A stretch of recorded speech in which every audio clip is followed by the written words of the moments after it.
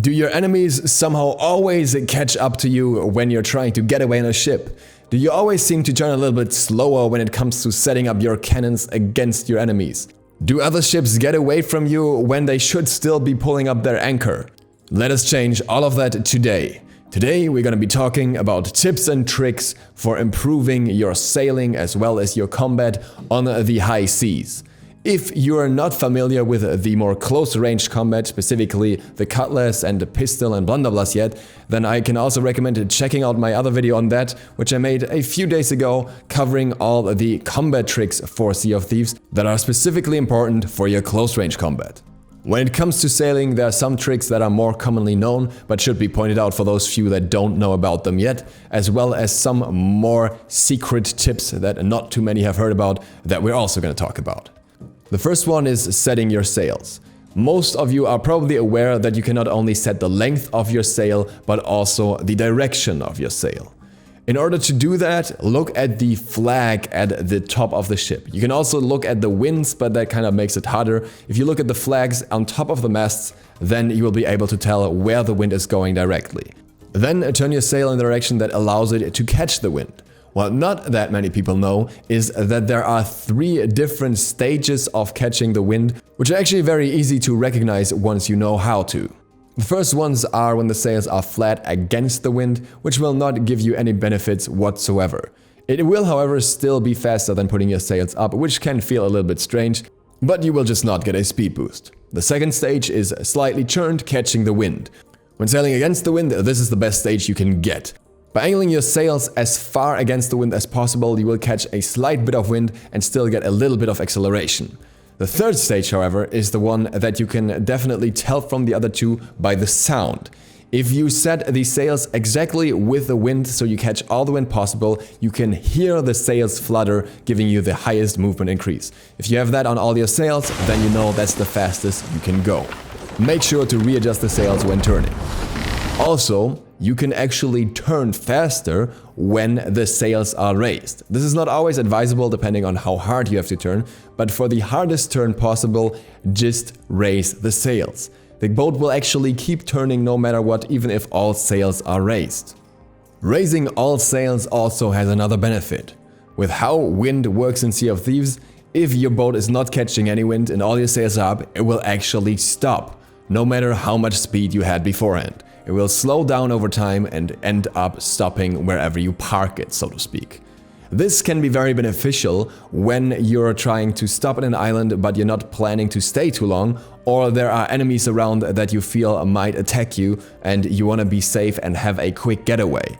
By stopping through putting up the sails only, you will be able to still have your anchor up, which especially on a galleon can be a major benefit. At the same time, you have to be aware that you have to put the sails up earlier, as slowing down to a full stop takes quite a while, longer than it would with the anchor. Furthermore, if you have the situation where the sails are up and somebody boards your ship, they will also be able to get away with your ship quicker. They will be able to just put down the sails and start sailing away. Even if just one sail is down, they will start moving anyways.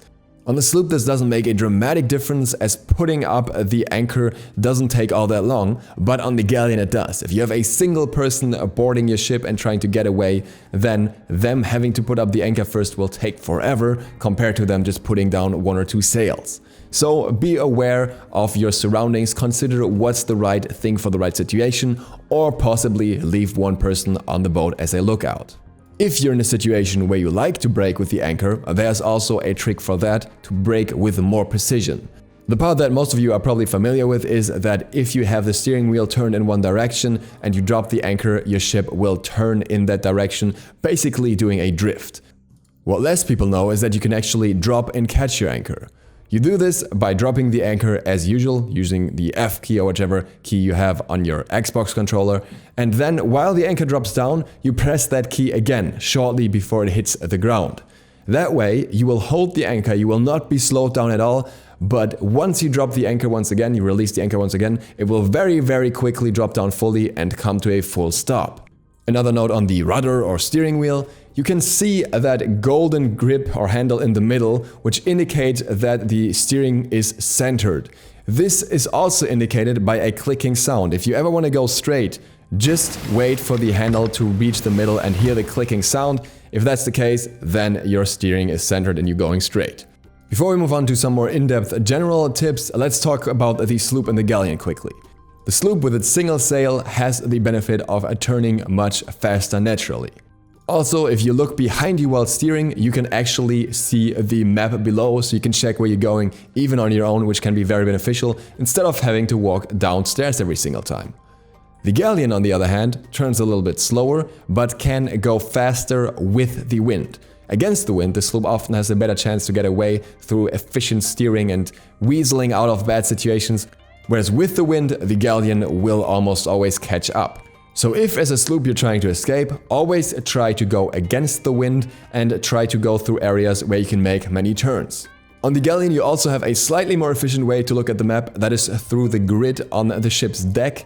Unfortunately, the grid also makes it a little bit harder to see, so you might want to go under the deck anyways. You have 4 people after all. And that brings us to some more general tips. One tip that strangely enough many people are not aware of is that you can turn off all the ship lights. And this is important if you don't want to be seen that easily. If you leave your ship lights on, you're very easily spotted from a distance and you don't want to do that. Another thing that most people should know is that you can actually scuttle your ship in the settings. This can be useful in certain situations, either if you get stuck somewhere or if you want to hide from someone. In that case, make sure to do it in a place where the mermaid spawns in a spot where it's not too easily spotted. When it comes to storing treasure, the best place to store it is arguably at the bottom of the ship. There are different places with different benefits, for example in the crow's nest on the sails next to that, which means it's harder to reach. But the problem is, if somebody reaches your treasure anywhere but in the bottom of your ship, then they will be able to quickly take it and jump overboard or drop it overboard. Whereas if it's in the bottom ship level, they always have to run up all the way first before they can drop it anywhere.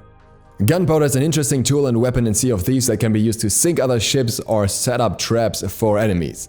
What you don't want to do is store gunpowder in places in your ship where it can damage your ship. The best place to store your gunpowder is in the crow's nest. If it explodes in the crow's nest, it does absolutely nothing, and it's also relatively hard to reach for enemies. Different from treasure, storing it at the bottom of the ship would mean that the enemies could easily shoot it once and explode your whole ship. You can put gunpowder at the front of your ship and then ram another ship and explode it to deal heavy damage to the other ship. It will probably damage your ship too, and you have to be aware of that and ready to get those holes filled too. But especially if the enemy has some people on deck, the explosion can be quite devastating. Watch out not to drop it into the water though, because otherwise your ship will be the only one taking damage. Also, when storing gunpowder on your ship, make sure to avoid storms. Storms have lightning and lightning will target barrels first, meaning you will lose your barrels in a storm. If you have to sail through a storm, which is rarely advisable, then make sure to put them in the crow's nest first. When it comes to general combat outside of that, with cannons, make sure to aim below the waterline when you can. The lower you can aim on the ship, the more likely it is that you can flood the enemy ship with water, which is effectively what will win you a cannon fight. That is, unless everyone is shot dead by the cannons. Likewise, if you're getting ready for a fight, make sure to fill up all the cannons with cannonballs already. That way you can quickly switch to another cannon if necessary and shoot multiple shots in a row. On a more fun effect side, you can actually sink another ship with water.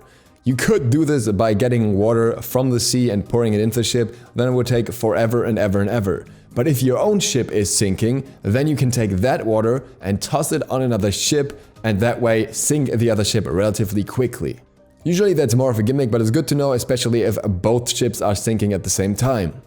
As some bonus info, there is a field of vision slider and you should probably use it if you haven't yet.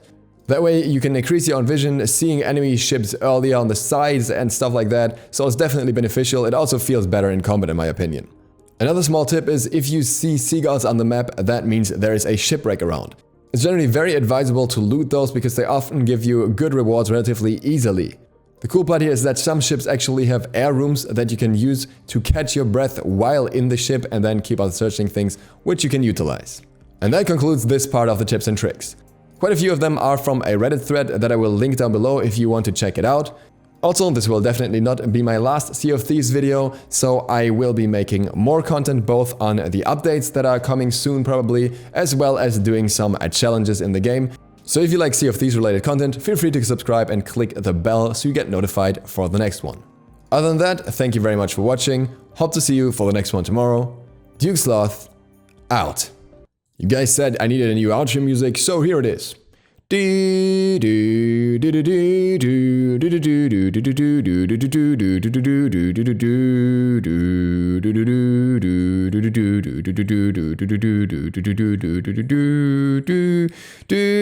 Whatever.